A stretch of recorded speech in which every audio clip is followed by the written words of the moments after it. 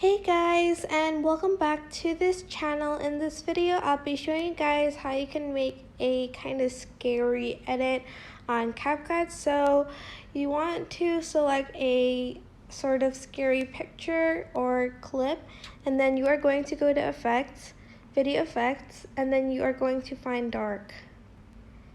And here you can find some effects that make the picture even scarier, as you can see.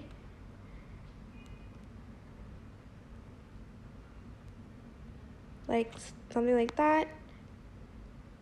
And once you are happy with the effect, you're just going to press the check mark button. And then that's it. I hope this tutorial was helpful for you guys. Don't forget to like, comment, share, and also subscribe to this channel if you haven't done that. If you have any questions, just leave it in the comment section down below, and I will try my best to answer them all. Thank you so much for watching. Bye.